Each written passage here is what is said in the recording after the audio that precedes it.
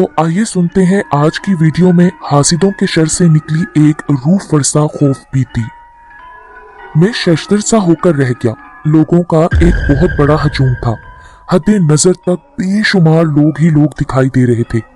कुछ लम्हों के बाद एक जोरदार नारा कलमा शहादत गूंजता और लोग अपने कदम बढ़ाते हुए मंजिल को रवां दवा हो रहे थे।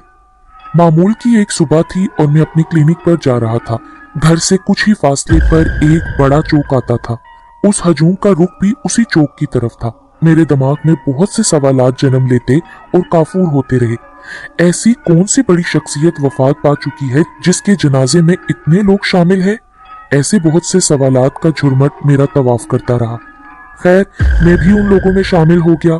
ये बहुत बड़ा हजूम था जो चौक में से होता हुआ मेन रोड पे पहुंच गया था।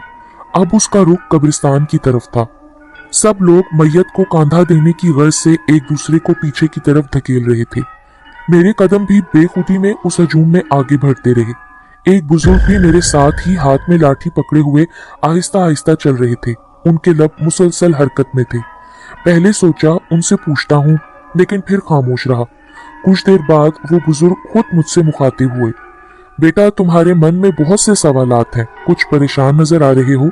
उनकी बात सुन के मैं हैरान हुआ कि उन्हें कैसे मालूम पड़ा। मैंने बोला, बाबा जी, ये कौन फोत हुआ है?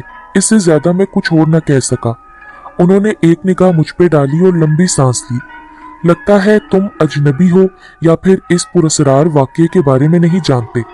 मैंने बाबा जी की तरफ देखा और उनको बताया कि मैं यहाँ ही का रहने वाला हूँ, मगर इस वाक्य से नाशना हूँ जिसका जिक्र आप कर रहे हैं।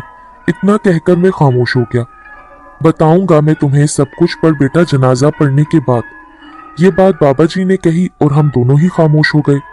मेरे दिमाग में ये अल्फाज बार बार बढ़ती लहरों की तरह चक्कर काटते रहे। पुरस्कार वाक्या। बेचैनी तो पहले ही थी, कुछ और बढ़ गई। हम चलते गए और कब्रिस्तान पहुंच गए। साथ में ही जनाजा गाह थी।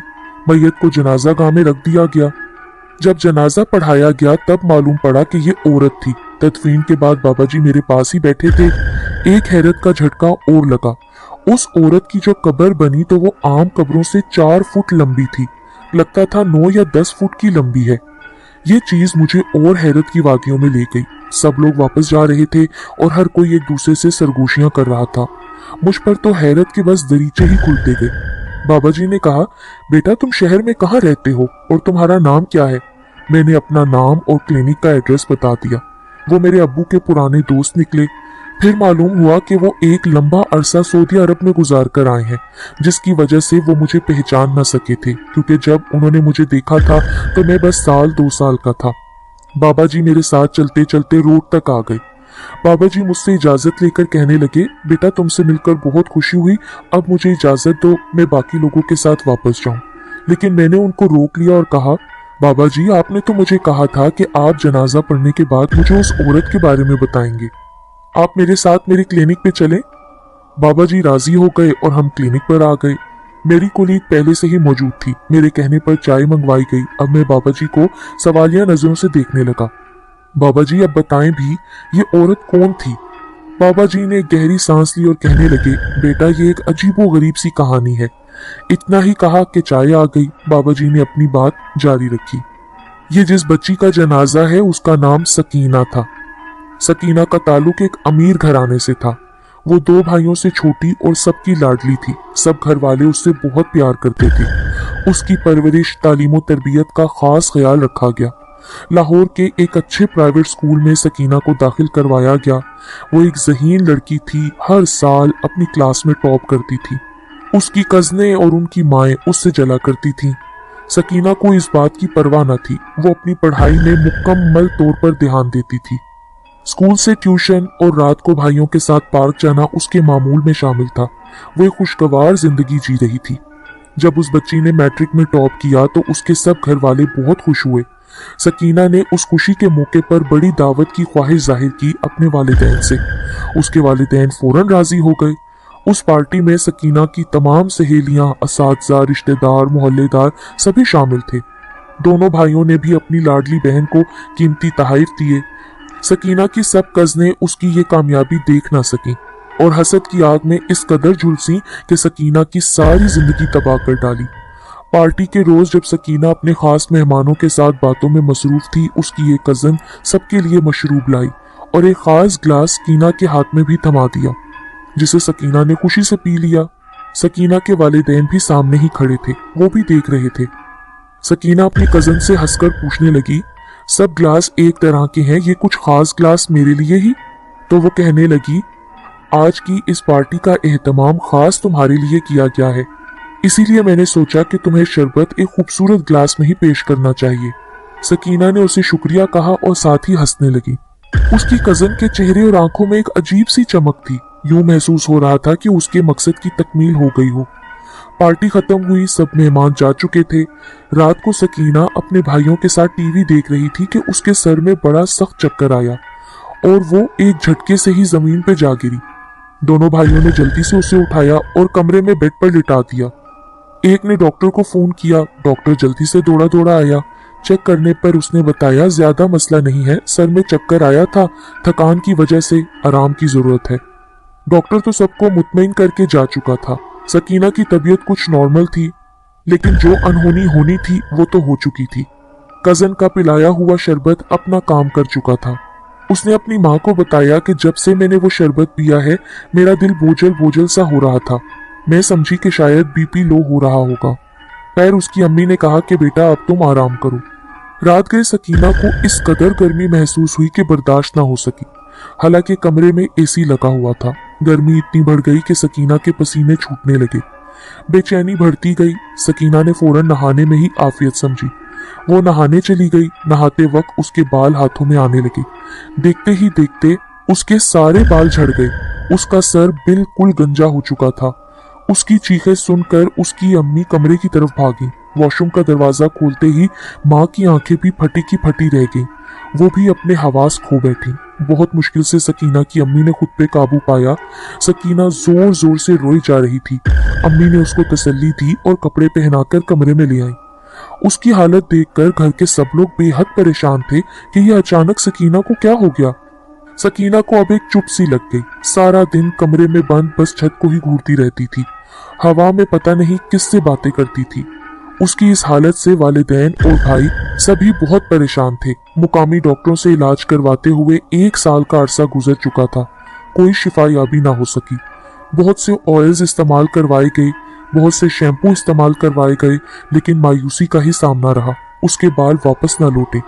यहाँ तक कि उसकी यादाश्त भी खत्म होती जा रही थी। परेशानी दिन ब दिन बढ़ती चली गई। सकीना के वालिदैन ने अब इंग्लैंड से इलाज करवाने का फैसला किया। वो सकीना को लेकर इंग्लैंड चले गए। काफी इलाज के बावजूद नाउमीदी का ही सामना करना पड़ा। फिर वो अपने वतन वापस लौट आए। सकीना की हालत दिन ब दिन बिगड़ती जा रही थी। उसका इलाज अब आमिलों से शुरू करवाया गया। कोई आसेब का साया बताते तो कोई कहते कि इस पर जिन आशिक है। हर आमिल उस मासूम बच्ची पे अपने ही कानून मुसल्लत करता रहा। हर दर से नाउमीद होकर वो घर बैठ चुके थे, लेकिन रब्बे करीम के दर से उनको आज भी शिफा की उम्मीद थी। एक रोज वही कजन और उसके घर वाले सकीना के घर आए। उसके दिल में आज भी तरस का नाम तक ना था। कहने लगी, एक बहुत बड़े बाबा हैं, हो सकता है उनके इलाज से शिफा याबी हो जाए। सकीना के वालिदैन तो पहले से ही ऐसी जिया के मतलाशी थे कि जिससे उनकी अंधेर नगरी में उजाला हो सके। सकीना की अम्मी ने उससे कहा कि मुझे बाबा का एड्रेस वगैरह दे दो, मैं सकीना को उनके पास ले जाऊंगी। तो उस पर वो कजन कहने लगी, नहीं नहीं, उनके पास जाने की जरूरत नहीं है, मैं उनसे बात करूंगी। उसके दिमाग में एक और शैतानी सूझ रही थी। चंद दिन बाद वो फिर आई तो कहने लगी, आंटी, बाबा ने कहा है कि एक बड़ा सा सांप मारकर जमीन में डुबाएं, उस पर सरसों उगाएं। जब वो सरसों पक जाए तो उसका तेल निकलवाकर सकीना के सर पर लगाएं। बाबा बता रहे थे कि स्याह, लंबे और घने बाल आएंगे। सकीना की अम्मी उस बेरहम कजन की बातों में आ गईं। उन्होंने एक बहुत बड़ा स्याह सांप मंगवाकर अपनी जमीनों में दफन करवा दिया।